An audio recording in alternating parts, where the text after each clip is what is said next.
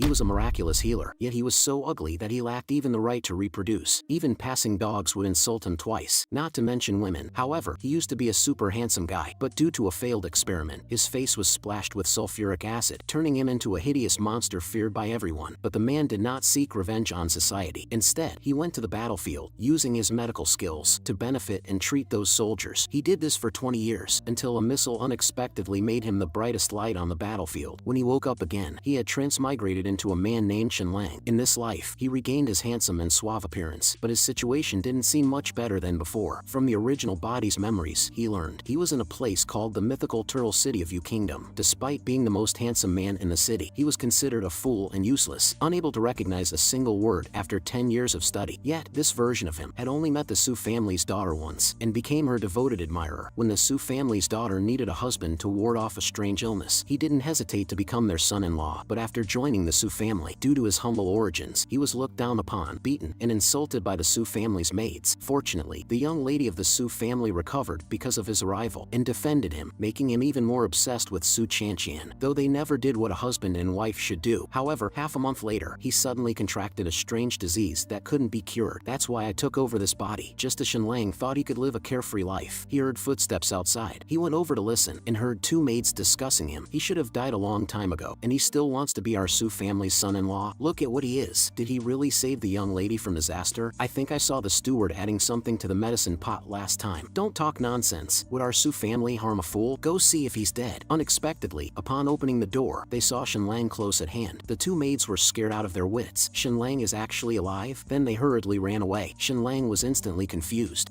Poisoned? This is not how I remember it. Being a son-in-law in the Su family is not a good thing at all. What should I do? Before he could think further, Shenlang found something in his mind. The next moment, his consciousness reached deep into his mind, and he saw a laptop, which contained several terabytes of data from his previous life. Not only that, Shenlang also discovered his eyes had changed, allowing him to see through objects directly. Shenlang understood this was an X-ray machine, which had fused with him and the missile during the transmigration. Moreover, Shenlang found he could combine the computer and X-ray vision, identifying objects accurately by looking at them. At this moment, someone came, and what caught Shenlang's eyes were the letters 36D. The visitor was Shenlang's wife, Su Chanqian, who was extremely concerned about Shenlang. Shenlang, I heard you can stand up now. I'm so happy. I've been worried sick these days. Dr. Lee, please check on him. After the doctor took Shenlang's pulse, he was surprised and said, young Master Shen's body is in good condition, very healthy. This suddenly made Su Chanqian's face contort. How can this be? He was clearly about to. Then she immediately calmed down, forcing tears to flow. Woo, this is really good news, I thought. Little did they know, Shenlang was no longer the fool he once was. Your face changes too quickly. Damn, you really think I'm a fool? Su Chanqian then sent the doctor away. Dr. Lee, my husband and I have a few words to exchange. Please leave us. Shenlang, you've truly recovered. I'm really too happy. Truly, the worthy have their own divine protection. I'm just so happy. Shenlang continued to play the fool on the surface, but inwardly thought, this Su Chanqian is nothing like what the original body's memories suggested. Clearly a bitch. The original owner's memories were beautified. Was it her who poisoned me? Is she here to silence me now? Su Chanqian sighed, and continued to speak tactfully. These days, your parents have been missing and worrying about you terribly. They've come to our house multiple times, wanting to take you back. Your mother even knelt in front of me, begging us to return you to her. Truly a pitiful reflection of a parent's heart. Shenlang detected the underlying message in Su Chanqian's words.